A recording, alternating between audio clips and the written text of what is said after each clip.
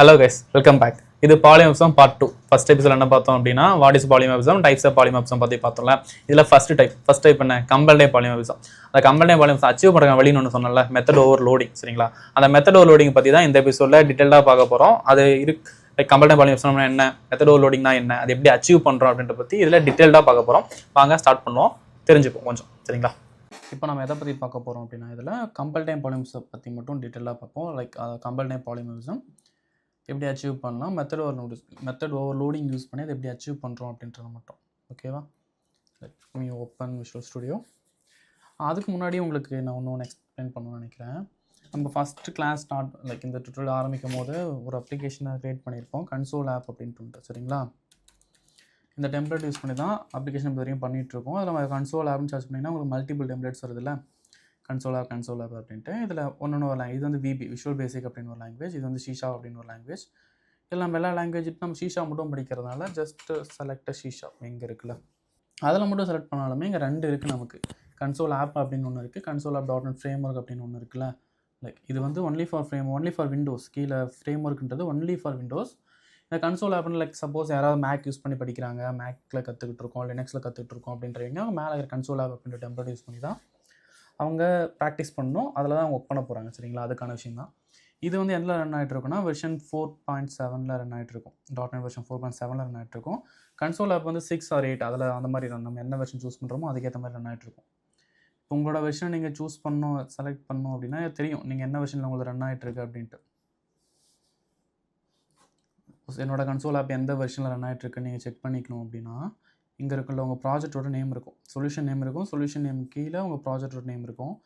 இங்கே பாருங்கள், நீங்கள் ப்ராப்பர்ட்டிஸில் இந்த இடத்துல காமிக்கும் 4.7.2 உங்களோட இப்போ டார்கெட் இந்த வெர்ஷனில் இப்போ உங்களுக்கு ரன் ஆகிட்டுருக்கு. 4.7 ரன் ஆகிட்டுருக்கு உங்களோட ப்ராஜெக்ட் இப்பொழுதுக்கு. சரிங்களா, நெக்ஸ்ட் இதில் ஒவ்வொரு ஃபைலும் இருக்க ரெஃபரன்சஸ், அதில் என்னென்ன பேக்கேஜஸ்லாம் இருக்குது, என்னென்ன இது யூஸ் பண்ணுறோம், சிஸ்டம் யூஸ் பண்ணுறோம், நீங்கள் யூஸ் பண்ணுற இதெல்லாம் இருக்கும். ஆப் கான்ஃபிக்லையும் இருக்கும். இந்த இடத்துல உங்களோட வெர்ஷன் என்ன, 4 .NET வெர்ஷன் 4.7 யூஸ் பண்ணிகிட்ருக்கீங்க ஆப் கான்ஃபிக் ஃபைலில், இந்த மாதிரி. ஓகேங்களா, இது இருக்கட்டும். இப்போ நம்ம it is start practical session. என்ன பண்ணுறேன்னா எப்பயும் போல் நான் ஒரு கிளாஸ் ஃபைல் ஆட் பண்ணிக்கிறேன். ரைட் கிளிக் அண்ட் ஆட் கிளாஸ்க்கு ஒரு பேர் கொடுக்கணும்ல. ஸோ இந்த இடத்துல என்ன பண்ண போகிறேன்னா கிரியேட் நேம் ஓவர்லோட் அப்படின்னு ஒரு நேம் கொடுக்குறேன். அப்படிலாம் கொடுக்கக்கூடாது, பட் ப்ரீடிஃபைண்டாக இருக்கிற டேர்ம்ஸோ அந்த மாதிரி நேம்ஸ்லாம் கொடுக்கக்கூடாது. சரிங்களா, அந்த மாதிரி விஷயத்தெலாம் கொடுக்காதீங்க. இப்போ நான் எடுத்துக்கிறேன் ஸ்டாட்டிக் வாய்ட் மெயின் மெத்தட். இது start up ஆப்ஜெக்டாக மாற்றிப்போம்.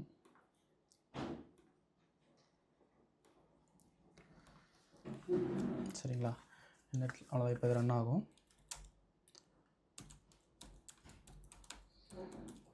Overload is used to achieve a compile time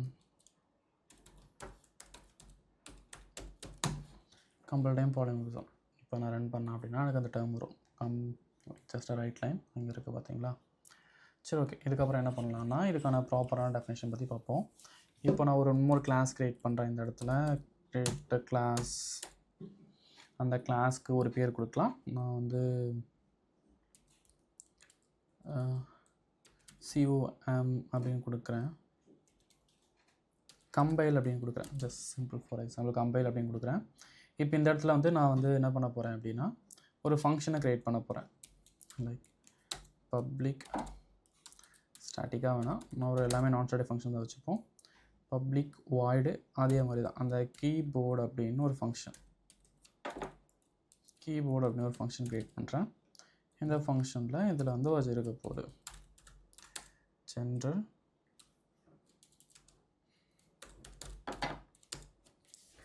general keyboard. It's has a name called general keyboard. சரிங்களா, ஒரு இது டிக்ளேர் பண்ணியாச்சு. Same thing. இப்போ மெத்தட் ஓவர்லோடிங்கான டெஃபினேஷன் உங்களுக்கு ஞாபகம் இருக்கா? மெத்தட் ஓவர்லோடிங்கான டெஃபினேஷன் என்ன, same class same method name different parameter. சரிங்களா, இப்போ இதே இடத்துல இதுதான் ஒரு கீபோர்டில் எனக்கு இந்த இடத்துல இப்படி தான் இருக்க போகுது.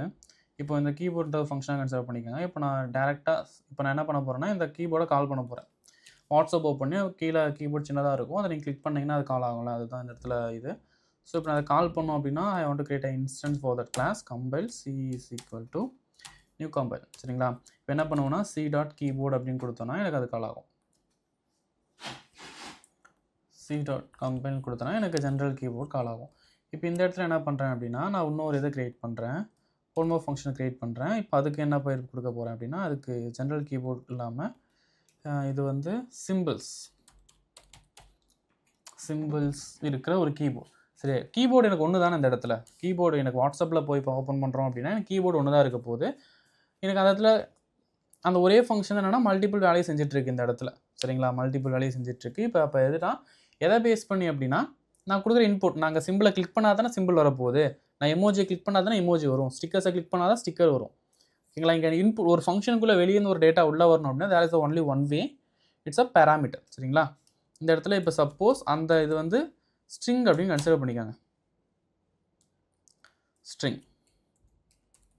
ஸ்ட்ரிங்ஸ் நான் சும்மா வச்சுருக்கேன், ஸ்ட்ரிங் சிம்பிள் அப்படின்னு சொல்லிட்டு.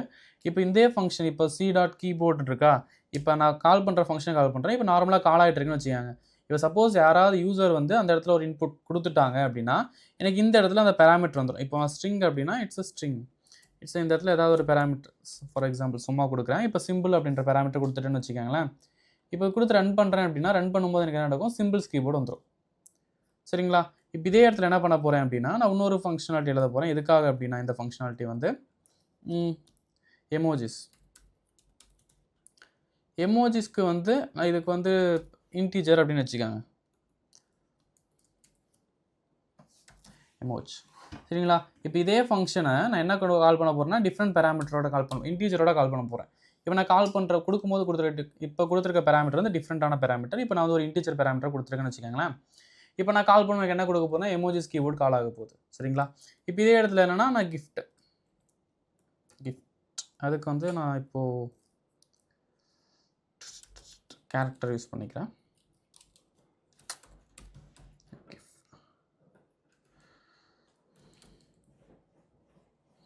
கிஃப்ட் அப்படின்ட்டு இருக்கா. இந்த இடத்துல நான் ஒரு கேரக்டர், இப்போ சப்போஸ் இதில் நான் ஒரு கேரக்டரை பாஸ் பண்ணுறேன் அப்படின்னா எனக்கு என்ன கால் ஆகும், கிஃப்ட் கீபோர்டு கால் ஆகும். சரிங்களா? நான் ஒரே கிளாஸ், எனக்கு கீபோர்டுன்றது அந்த ஒரே ஃபங்க்ஷனாலிட்டி தான். இப்போ அந்த இடத்துல இப்போ என்கிட்ட இருக்கான்னு பார்த்துருங்க, ஆன் ஸ்க்ரீன் கீபோர்டு இந்த இடத்துல இருக்கா. இப்போ எனக்கு எடுத்தோன்னே இதுதான் வரப்போகுது. சரிங்களா? இதுதான் ப்ராசஸ். இது வந்துருமா, இப்போ நீங்கள் அதே மாதிரி நீங்கள் அதை ஓப்பன் பண்ணீங்க, இப்போ வாட்ஸ்அப்பில் ஓப்பன் பண்ணாலும் இந்த மாதிரி தான் உங்களுக்கு அந்த இடத்துல ஒரு கீபோர்டு வந்து காமிக்க போகுது. இப்போ அந்த இடத்துல கீழே வந்து இந்த இடத்துல ஒரு குளோப் சிம்பிள் இருக்கும், லாங்குவேஜ் சிம்பிள் இருக்கும்னு வச்சுக்கோங்களேன். அதை நீங்கள் கிளிக் பண்ணிங்க அப்படின்னா என்ன நடக்கும் அப்படின்னா எல்லாமே இதாக மாறிடும்ல, அதுக்கேற்ற மாதிரி. இப்போ நான் ஷிஃப்ட் கொடுத்தோன்னே சேம் தான், இப்போ ஜென்ரலாக இருக்குது. இப்போ நான் ஷிஃப்ட் கொடுக்குறேன், கீபோர்டு மாறிடுச்சு. கீபோர்டு மொத்தமும் மாறிடுச்சா? ஷிஃப்ட் கொடுக்கல, ஷிஃப்ட் எடுத்துட்டேன் அப்படின்னா அதுக்கேற்ற மாதிரி இருக்கா. இப்போ அதே மாதிரி தான் உங்களோட கீபோர்டு. இங்கே இதுதான ஃபங்க்ஷன் இருக்குது. இந்த இடத்துல கீபோர்டுன்றது ஃபங்க்ஷன். இந்த ஃபங்க்ஷன் ஃபஸ்ட்டு நான் எந்த பேராமீட்டர் இங்கே கொடுத்துருக்க மாதிரி நான் எந்த பேராமீட்டரும் கொடுக்காம கால் பண்ணுறேன். எந்த பேராமீட்டர் நான் கொடுக்காம கால் பண்ணேன் அப்படின்னா இங்கே இருக்க ஜென்ரல் கீபோர்டு மாதிரி இங்கே இருக்காதான், இங்கே இருக்க எனக்கு அந்த ஜென்ரல் கீபோர்டு கால் ஆகும். ஜஸ்ட் நான் கீபோர்டுன்னு கால் பண்ணேன் அப்படின்னா வந்துருச்சா. இப்போ இந்த இடத்துல ஷிஃப்ட் நான் கொடுக்குறேன் அப்படின்னு வச்சிங்களேன், ஷிஃப்ட் கிளைண்ட் ஆஃப் பேராமீட்டர். ஓகேங்களா? இந்த இடத்துல ஒரு பேராமீட்டர் மாதிரி கொடுக்குறேன். இப்போ இது வந்து எனக்கு என்ன எல்லாம் கேப்ஸாக மாறிடுச்சு. இப்போ அதே மாதிரி தான் இங்கே நான் கால் பண்ணும்போது என்ன பண்ண போகிறேன்னா ஒரு பேராமீட்டர் கொடுக்க போகிறேன். ஸ்ட்ரிங்கை கொடுத்து நான் இப்போ ரன் பண்ணுறேன் அப்படின்னா எனக்கு என்ன நடக்கும் அப்படின்னா I get a symbols keyboard. மாறிடுச்சா? சேம் ஃபங்க்ஷன் தானே. இப்போ அதே தான், இந்த ஆன் கீபோர்டு மாதிரி தான், இதே சேம் ஃபங்க்ஷன் தான். பட் ஆனால் மல்டிபிள் ஃபங்க்ஷனாலிட்டிஸ் இருக்குது, based on a different attribute, different parameters. Same function, multiple functionalities பண்ணுது based on different parameters. ஒவ்வொரு பேராமீட்டருக்கு ஏற்ற மாதிரியுமே ஃபங்க்ஷன் வந்து ஒவ்வொரு அவுட்புட் எனக்கு கொடுத்துட்ருக்கு. இதுதான் என்னென்னா மெத்தட் ஓவர் லோடிங்கோட வேலை. சரிங்களா? இது ஏன் கம்பைல் டைம் அப்படின்னு சொல்கிறேன்னா என்னோட அப்ளிகேஷனை லைக் வாட்ஸ்அப்பை க்ரியேட் பண்ணும்போதே கொடுத்துருப்பாங்க, கீபோர்டு இந்த கீபோர்ட் க்ரியேட் ஆகும்போதே கொடுத்துருப்பாங்கல்ல, ஷிஃப்ட் கொடுத்தா மாறணும். ஓகேங்களா? முன்னாடியே சொல்லிடுவோம், லைக் இந்த இன்புட் தான் இந்த மாதிரி மாற்றிக்கோ, இந்த இன்புட்னா இந்த மாதிரி மாற்றிக்கோ அப்படின்ற மாதிரி. இதனால தான் இது என்ன சொல்கிறோம் அப்படின்னா கம்பைல் டைம் அப்படின்னு சொல்கிறோம். Static binding, before binding. Compile டைம்னா முன்னாடியே ப்ரீ டிஃபரெண்டாக இருக்குது, முன்னாடியே சொல்லிடுறதுனால தான் என்ன சொல்கிறோம் அப்படின்னா பிஃபோர் பைண்டிங் அப்படின்னு சொல்கிறேன். இப்போ கேப்ஸ் கொடுத்தோன்னா மாறுது, லைக் இதெல்லாமே இதுக்கான ப்ராசஸ் தான். டேபு கொடுத்தோம்னா என்ன நடக்குது, எதுவும் நடக்கல. ஃபங்க்ஷன் கீ கொடுத்தோன்னா ஃபங்க்ஷன் எல்லாம் மாறிடுது. பாருங்கள், இப்போது விண்டோஸ் ப்ளஸ் ஆல்ட்டு கொடுத்தோன்னா எனக்கு இது வந்திருக்கு பார்த்தீங்களா, Windows plus function plus alt. இதை கிளிக் பண்ணால் எனக்கு இது வரப்போகுது. இதே ஷிஃப்ட்டு கொடுத்தோம்னா எனக்கு இந்த மாதிரி வரப்போகுது. இதெல்லாம் வருமா எனக்கு இதே தெரியாது. இதுதான் சேம் ஃபங்க்ஷன், பட் ஆனால் different functionalities paste on different parameters. இதை தான் என்ன சொல்கிறோம் அப்படின்னா மெத்தட் ஓவர்லோடிங் அப்படின்னு சொல்கிறோம். சரிங்களா? ஐ திங்க் அண்டர்ஸ்டாண்ட் ஆகிருக்கும்னு நினைக்கிறேன். Suppose try to understand. Same class, ஒரே கிளாஸில் ஒரே நேமில் மல்டிபிள் மெத்தட்ஸை கிரியேட் பண்ணுறோம் பேஸ்ட் ஆன் டிஃப்ரெண்ட் பேராமீட்டர்ஸ். இதுக்கு வேறு ஒரு நிறைய எக்ஸாம்பிள்ஸ் கூட இருக்குன்னு சொல்லலாம். இப்போ ஏதாவது கூகுள் ஃபார்ம் எழுதுறோம் அப்படின்னா ஃபார்ம்ன்றது வந்து எனக்கு ஒரு ஃபங்க்ஷனோட ரிசல்ட்டாக தான் வரும். நான் இப்போ அந்த எக்ஸாம்பிள் சொன்னால் உங்களுக்கு புரியாது. ஜஸ்ட் ஆனால் இதுதான் சிம்பிள். அந்த கீபோர்டு எக்ஸாம்பிளாக வச்சுக்காங்க. இது ஜென்ரலான கீபோர்டு. இது நான் இப்போ சிம்பிளை கிளிக் பண்ணால் சிம்பிள் வரும், அது ஒரு கீபோர்டு. எமோஜிஸை கிளிக் பண்ணால் எமோஜிஸ் வரும், அது ஒரு கீபோர்டு. அதுக்கப்புறம் கிஃப்ட்டை கிளிக் பண்ணால் கிஃப்ட் வரும்ல, அது ஒரு கீபோர்டு. இதுதான் மெத்தட் ஓவர்லோடிங் அப்படின்னு சொல்கிறோம். சரிங்களா? சரி, நம்ம நெக்ஸ்ட்டு மெத்தட் ஓவர் ரைடிங் பார்ப்போம். அண்ட் ஆல்சோ அவங்க எல்லாருக்குமே இன்னொரு டவுட்டும் இருக்கும். இதுக்கு ஏன் நான் சேம் நேமில் ஃபங்க்ஷன் ஒரே நேமில் ஃபங்க்ஷன்ஸை மல்டிபிள் ஃபங்க்ஷனை டிக்ளேர் பண்ணிவிட்டு டிஃப்ரெண்ட் பேராமீட்டர்ஸ் கொடுக்கறதுக்கு பதிலாக நான் ஃபங்க்ஷன் நேமே கொடுத்துடலாம். இது கீபோர்டு கொடுத்த மாதிரி நான் என்ன பண்ணுறேன்னா சிம்பிள் கீபோர்டு அப்படின்னு கொடுத்துறேன். நான் பேராமீட்டர் கொடுக்கல, பேராமீட்டர் கொடுக்காம டேரெக்டாக சிம்பிள் கீபோர்டு அப்படின்னு கொடுத்துட்றேன். இங்கே அதே மாதிரி தான் நான் இந்த இடத்துல கீபோர்டு இதே மாதிரி இந்த இடத்துல எமோஜி கீபோர்டுன்னு கொடுத்துட்றேன். நான் டிஃப்ரெண்ட்டான பேராமீட்டர் கொடுக்கல. இதாலேயே நான் இந்த மாதிரி என்ன அதை அச்சீவ் பண்ண முடியும்ல. அந்த பாலிமார்ஃபிசம் கான்செப்ட், பாலிமார்ஃபிசம்ல நான் என்ன பண்ணுறேனோ அதே விஷயத்தை என்னால் பாலிமார்ஃபிசம் யூஸ் பண்ணாமல் அச்சீவ் பண்ண முடியுதில்ல. பாலிமார்ஃபிசம் யூஸ் பண்ணி நான் அச்சீவ் பண்ணுற விஷயத்த பாலிமார்ஃபிசம் இல்லாமலே என்னால் அச்சீவ் பண்ண முடியுது. அப்புறம் அந்த மாதிரி இருக்கும்போது எதுக்காக நான் பாலிமார்ஃபிசம் மெத்தட் ஓவர்லோடிங் பக்கம் நான் ஏன் போகணும் அப்படின்னு கேட்டிங்கன்னா, நம்மளை கம்பேர் பண்ணி பாருங்கள், உங்களை கம்பேர் பண்ணி பாருங்கள். என்னன்னா இப்போ வந்து ஒரு பர்சன் இருக்காருன்னு வச்சுக்கோங்களேன். எந்த மாதிரினா இந்த மாதிரி சொல்லலாம். ஒரு ஒர்க் நடந்துட்டுருக்கு. உங்கள் வீட்டில் வந்து ஒரு மல்டிபிள் ஒர்க் இருக்குன்னு வச்சிங்களேன். ப்ளம்பிங், எலக்ட்ரீஷியன், சரிங்களா? ப்ளம்பிங் ஒர்க் இருக்குது, எலக்ட்ரிஷியன் ஒர்க் இருக்குது, பெயிண்டிங் ஒர்க் இருக்குது, இந்த மாதிரி ஒர்க்லாம் இருக்குன்னு வச்சுக்கோங்க. இதுக்கு வந்து நீங்கள் என்ன பண்ணுறீங்கன்னா சின்ன ஒர்க், எதுவுமே பெரிய ஒர்க்லாம் கிடையாது. ரொம்ப ஒன்றும் மீறி போனால் ஆஃப் அன் ஹவர் அந்த மாதிரி நடக்கும். இல்லை அதை விட கம்மியாக சின்ன விஷயங்கள் தான். இப்போ எல்லாம் இங்கே ஒவ்வொரு ஃபங்க்ஷன்னா டிஃப்ரெண்ட் ஃபங்க்ஷன்ஸாக கன்சிடர் பண்ணிக்கோங்க. ஒவ்வொரு ஃபங்க்ஷனும் ஒரு பர்சன், டிஃப்ரெண்ட் பர்சன்ஸாக கன்சிடர் பண்ணிக்கோங்க. இப்போ நீங்கள் ஒரு பிளம்பர் ஹையர் பண்ணுறீங்க, ஒரு எலக்ட்ரிஷியன் ஹையர் பண்ணுறீங்க, ஒரு பெயிண்டர் ஹையர் பண்ணுறீங்க. ஒவ்வொருத்தருக்கும் 1/2 மணி நேரம் வேலை தான் இருக்குது. 1/2 மணி நேரம் வேலையாக இருந்தாலும் வந்துட்டு போனால் அவங்களுக்கு 1000 ரூபா கொடுக்கணும் ஒரு நாளைக்கு. இதான ப்ராசஸ். இப்போ 3 பேர் வந்தாங்கன்னா 3000 ரூபா போச்சு இந்த இடத்துல. இப்போ என்ன பண்ணுறீங்கன்னா, இப்போ இதெல்லாமே தெரிஞ்ச ஒரு பர்சனை கூப்பிடுறீங்க. எந்த பர்சன் என்ன பண்ணுறாங்கன்னா இந்த வேலையை பார்த்துட்டு அதுக்கு அந்த அடுத்த வேலை வரும்போது அடுத்த வேலையை பார்க்குறாரு. எலக்ட்ரிஷியன் ஃபஸ்ட்டு எலக்ட்ரிஷியன் ஒர்க் பண்ணுறாரு, அடுத்து ப்ளம்பிங் ஒர்க் பண்ணுறாரு, அடுத்து பெயிண்டிங் ஒர்க் பண்ணுறாரு. இப்போ என்ன பண்ணுறீங்க, ஒருத்தரே 3 வேலை செய்கிறனால மீறி அதிகபட்சம் ஒரு 1500 ரூபா கொடுப்போமா? இந்த 3000 ரூபா கொடுக்குறதுல இங்கே பாதியாக முடிஞ்சிருதில்ல.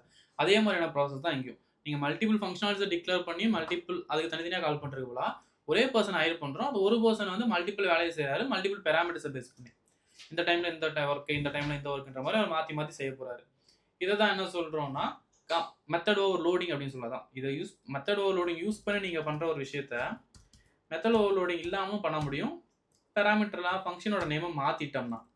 அப்படி இருந்தும் ஏன் இப்படி கொடுக்குறோன்னா லைக் இந்த மாதிரி விஷயம் தான். அந்த இது சொன்னோம்ல, ஒரே பர்சன் வந்து மல்டிபிள் வேலையை செய்கிறதுக்கும் ஒவ்வொரு வேலைக்கும் தனித்தனியாக பர்சன்ஸ் ஹையர் பண்ணுறதுக்குமான டிஃப்ரென்ஸ் தான் இந்த மெத்தட் ஓவர்லோடிங்கும். மெத்தட் ஓவர்லோடிங் இல்லாமல் நீங்கள் அந்த விஷயத்த பண்ணுறதும் சரியாக இருக்கும். சரிங்களா? It's a little difference. கொஞ்சம் எப்படி சொல்கிறது, எடுத்த உடனே நீங்கள் ஸ்டார்ட் பண்ண உடனேலாம் இது ஏன் இது எப்படி அப்படின்றது கொஞ்சம் புரியுறது கஷ்டமாக தான் இருக்கும். சரிங்களா? நான் இல்லைன்னு சொல்ல மாட்டேன். ஸ்டார்ட் பண்ண உடனே இதெல்லாம் புரிஞ்சுக்கிறது கொஞ்சம் கஷ்டம் தான். இது போக உங்களுக்கு அண்டர்ஸ்டாண்ட் ஆகும். ஆனால் இந்த எக்ஸாம்பிள் கொஞ்சம் புரிஞ்சிருக்கும்னு நினைக்கிறேன். அந்த plumber cum electrician cum painter. சரிங்களா? It's a process. ஸோ நம்மளை கம்பேர் பண்ணி தான் நான் ஃபஸ்ட்டு சொன்ன மாதிரி தான் ஊப்ஸ் கான்செப்ட் ஏன் கொண்டு வந்தாங்க அப்படின்னா ஹியூமன்ஸை கம்பேர் பண்ணி ஆஸ் அ பர்சன்ஸை கன்சிடர் பண்ணி தான் கொண்டு வந்தாங்க. நாம் என்னெல்லாம் பண்ணுறோமோ அதெல்லாம் இங்கே பண்ணணும். இப்போ நான் என்ன பண்ணுவேன், அதான் பண்ணுவேன். ஒரு வீட்டில் எனக்கு ஒரு வேலை இருக்குது அப்படின்னா 3 வேலைக்கு நான் 3 பேரை கொண்டு வந்து சம்பளம் கொடுக்கலாம். எனக்கு தேவையில்லாத வேலை. நான் அவ்வளோ பெரிய அதெல்லாம் கிடையாது. ஒரு ஆளை கூப்பிடுவேன், அவரே எல்லா வேலையும் செய்கிறாரான்னு பார்ப்பேன். அவரே எல்லா வேலையும் செஞ்சால் எனக்கு பெட்டர், எனக்கு பெஸ்ட் இல்லை. எனக்கு எல்லா டைமும் மிச்சமாகும், எனக்கு மணி எஃபிஷியண்ட்டாக இருக்குது, காஸ்ட் மேனேஜ்மெண்ட்டும் இருக்குது, டைம் மேனேஜ்மெண்ட்டும் இருக்குது. நிறைய பேர் வீட்டுக்குள்ளே கொண்டு வரணுன்ற அவசியமும் எனக்கு இல்லை. ஒருத்தர் எல்லா வேலையும் செஞ்சுட்டு போயிடுவார். இதெல்லாம் நான் எப்படி செக் பண்ண, நான் எப்படி இதெல்லாம் யோசிப்பணும், அதே மாதிரி தான் நான் சிஸ்டம்லையும் யோசிக்க போகிறேன். இதெல்லாமே பண்ணுறது போல் ஜஸ்ட் ஒரு பர்சன் தானே, ஒன்று தானே அப்படின்னு சொல்லிட்டு முடிச்சுட்டு போகிறது தான் பாலிமார்பிசம். அப்படி இல்லைப்பா நான் இது பண்ணிப்பேன்பா அப்படின்னா நீங்கள் ஜென்ரலாக பண்ணிக்கலாம். ஜென்ரல் தனித்தனியாக கிளாஸ் கிரியேட் பண்ணுவோம், தனித்தனி இது ஃபங்க்ஷனாலிட்டிஸ் பண்ணிட்டு போயிடுவோம். காசு நான் லைக் எல்லாமே இங்கே எவ்ரிதிங் டிபெண்ட்ஸ். ஒன்று டிபெண்ட் பண்ணி தான் ஒன்று ரன் ஆகிட்டு இருக்கலாம். அதே மாதிரியான ப்ராசஸ் தான் உங்களுக்கு இந்த மெத்தட் ஓவர் லோடிங்கும் கூட. இது உங்களுக்கு புரியும்னு நினைக்கிறேன். ஓகே, நெக்ஸ்ட் மெத்தட் ஓவர் ரைடிங்கில் பார்ப்போம். தேங்க்யூ.